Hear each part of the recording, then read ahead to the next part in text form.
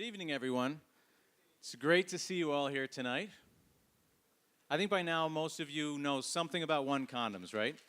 Hopefully you were digging around those condoms and you've gotten to figure out which one is your favorite one. Mine is Believe in One. It's a picture from space. Love this one. You know, ONE Condoms are different than other condoms. You can tell that. They're not standard condoms. They're round to start. They have 200 different designs on the foils, all with different sayings. And if you haven't picked your favorite one, you can go online to onecondoms.com and you can go through the whole gallery. You can see them all. You don't have to grab them all from the tables out there and pick your favorite one. You may not know that all those designs actually come from a design contest. So people go online and they submit the art, and other people go on and vote for their favorite ones. In the U.S., we've had over 20,000 different designs submitted over the years with over 3 million different votes. So it's an incredible outreach tool, and it's a great conversation starter, as you mentioned, Deborah. So there's a reason why we make condoms different. It's not just to have fun condom packaging.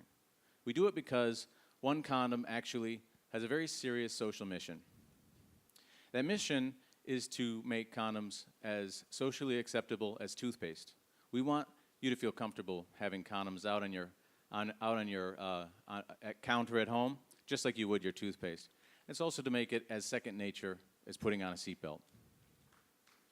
Thanks. So the reason we do that is to make condoms, we try and break the taboos around condoms, and we try and reduce the embarrassment. And, you know, it's totally natural to be embarrassed about condoms, right? I mean, they have to do with our most intimate and personal lives. I should know, I stole my first condoms, as you can read in the program. Sorry, 7-Eleven, wherever you are out there.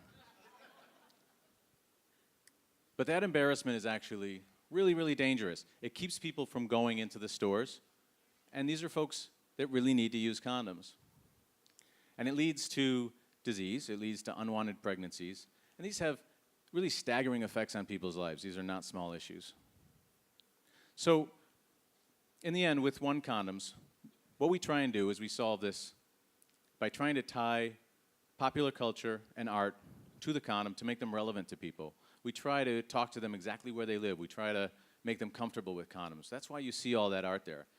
You know, you can have a conversation about that, it breaks attention. Suddenly, you're having a conversation about condoms, and you never thought you were going to do that. You never thought you were going to be comfortable doing that.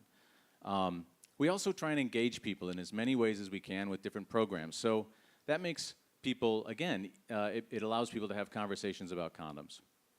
The more people to talk about condoms, the less embarrassed they are. And the less embarrassed they are, the more likely they are to actually be able to go into the store and buy that condom.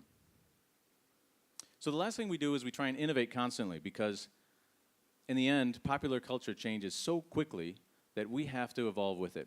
So we're constantly trying to evolve so that every time somebody opens up that condom package, they're going to be surprised and delighted. So I guess what I'd love to say to you is I've talked to so many people this week, from reporters or just people that I've met.